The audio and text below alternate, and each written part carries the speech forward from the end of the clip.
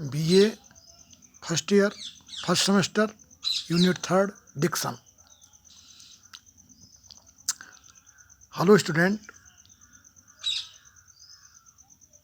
come to read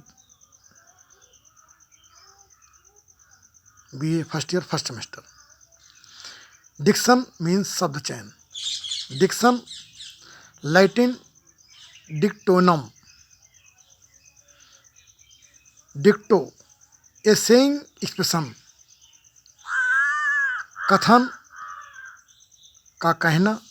a word एक शब्द. In its original meaning इसके वास्तविक अर्थ है इट इज ए राइटर्स और स्पीकर्स डिस्टिंक्टिव वोकेबुलरी. यह है लेखक की या राइटर की विशेष वोकेबुलरी शब्दकोश होता है. वोकेबुलरी चॉइस होती है, शब्दकोश शब्दों का चयन होता है. एंड स्टाइल ऑफ एक्सप्रेशन और कथन की शैली होती है. इन ए पोएम और स्टोरी, एक कहानी या कविता में. डिक्शन जो है शब्द का चयन के रूप से निरूपित किया जाता है. इन इट्स कॉमन मीनिंग इसके सामान्य अर्थों में it is the distinctiveness of speech. यह कथन की विशेष व्यवस्था होती है. द आर्ट ऑफ स्पीकिंग बोलने की कला. सो दैट ताकि each word is clearly heard प्रत्येक शब्द सही ढंग से सुने जाएं. एंड अंडरस्टूड और समझे जाएं. टू इट्स फुलेस्ट कॉम्प्लेक्सिटी अपनी पूर्ण जटिलता के अनुसार. एंड एक्सट्रीमिटी अधिकता के अनुसार. And concern pronunciation and tone और उनका संबंध उनके उच्चारण और स्वरों से हो. Rather than word choice and style शब्दों के चयन या शैली की अपेक्षा उनका संबंध उनके उच्चारण और उनके सुर से हो. दिस इज मोर प्रिसाइजली और ये अत्यधिक संक्षिप्त एंड कॉमनली एक्सप्रेस्ड सामान्य रूप से व्यक्त किया जाता है. विद द टर्म इनोसिएशन टर्म प्रतिपादन के शब्द से. आर विद ए सानोनिम आर्टिकुलेशन या जोड़ के पर्यायवाची से संभवतः डिक्शन को जोड़ा जाता है. Diction has multiple concerns. Diction के कई स्वरूप होते हैं. ऑफ विच रजिस्टर्ड जो कि रजिस्टर किया जाता है. द अडाप्टेशन ऑफ स्टाइल शैली का चयन. And formality to the social context और सामाजिक संबंधों में फॉर्मेलिटी औपचारिकता होती है. इज फॉरमोस्ट जो कि सर्वप्रथम पाई जाती है. लिटरेरी डिक्शन साहित्यिक शब्द चयन. एनालिसिस रिवील साहित्यिक शब्द चयन का विशेषीकरण बताता है. हाउ ये पैसेज इस्टेब्लिश टोन कैसे कि एक गद्य खंड अपने स्वरों को स्थापित करता है. एंड करेक्टराइजेशन और उसका चरित्रण उदाहरण के तौर पर ए प्रीपोंडेरेंस एक प्रधानता होती है ऑफ वर्ब रिलेटिंग वर्ब के संबंध का. फिजिकल मूवमेंट जो कि उसके भौतिक मूवमेंट माने आंदोलन या गतियाँ. सजेस्ट एन एक्टिव करेक्टर उसके एक सक्रिय लक्षण को व्यक्त करती हैं. While a preponderance of verb relating state जबकि वर्ब के दशाओं से वर्ब की दशाओं के संबंध की प्रधानता. माइंड्स ऑफ पोर्ट्रेज जो मस्तिष्क में चित्र खींचती है. एन इंट्रोस्पेक्टिव करेक्टर वो एक आत्मविश्लेषण की प्रधानता में होता है. Diction also has an impact upon words. Diction का शब्द के ऊपर एक प्रभाव होता है. वर्ड चॉइस के ऊपर. एंड सेंटेक्स और शब्द के वाक्य की स्थिति के ऊपर विशेष प्रधानता होती है. अरिस्टोटल ने दी पोएटिक्स 20 में स्टेट्स दैट बताया है कि डिक्शन कंप्राइजेज 8 एलिमेंट्स कि डिक्शन में 8 तथ्य पाए जाते हैं.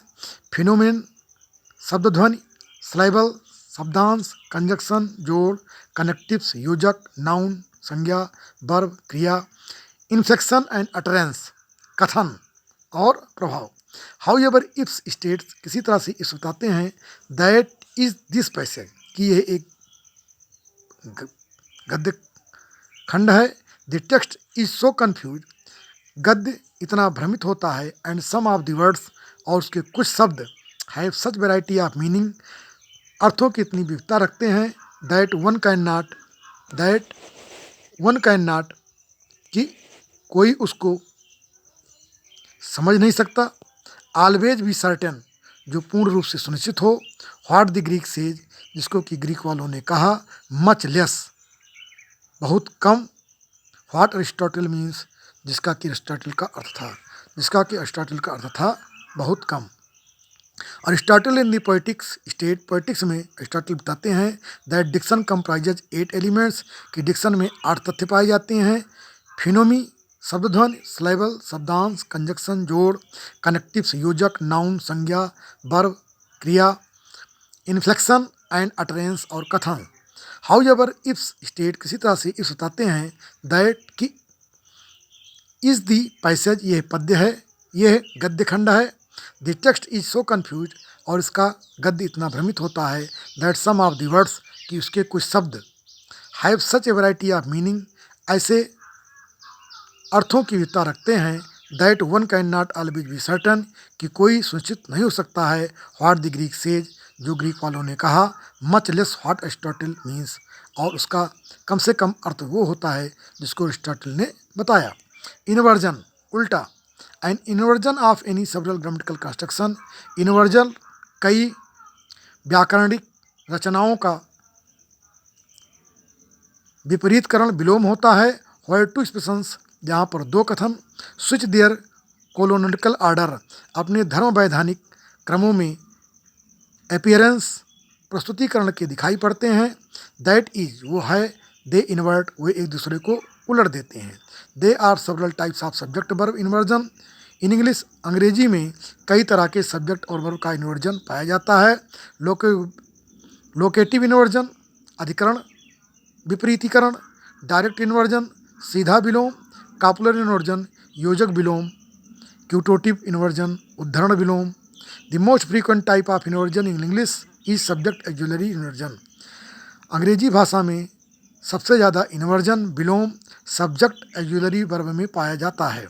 इन विच, जिसमें एन एक्जुलरी वर्ब, एक सहायक क्रिया चेंज प्लेस, अपना स्थान बदलती है विद इट सब्जेक्ट, इसके कर्ता के साथ। इट ऑफन ऑकर्स, ये प्रायः घटित होता है इन क्वेश्चंस, प्रश्नवाचक शब्दों में, सच है जैसे कि आर यू कमिंग, क्या तुम आ रहे हो। With the subject you is स्वीड, इसके साथ सब्जेक्ट यू लगा हुआ है। विद द ऑक्सिलरी आर, सहायक क्रिया आर के माध्यम से।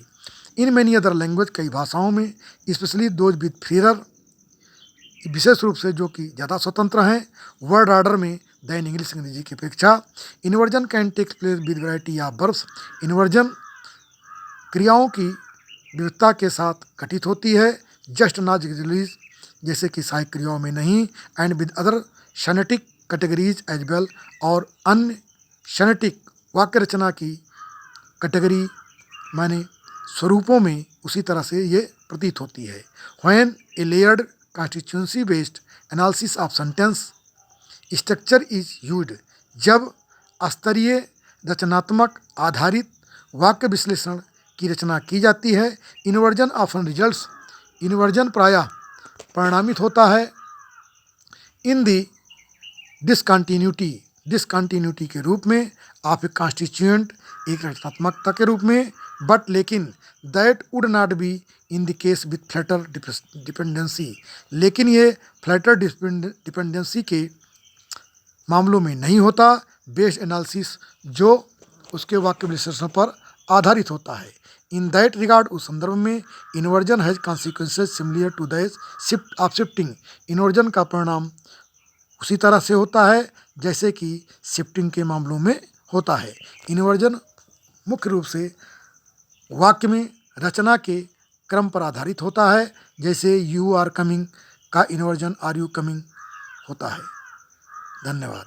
वीडियो देखने के लिए धन्यवाद। यदि आप चैनल पर नए हैं तो कृपया चैनल को लाइक शेयर सब्सक्राइब अवश्य करें, जिससे कि आगामी 16 जनवरी से होने वाली परीक्षाओं में बच्चे 100% अपना योगदान कर सकें और अपने भविष्य को क्लियर कर सकें। वीडियो देखने के लिए धन्यवाद। जय हिंद, जय भारत।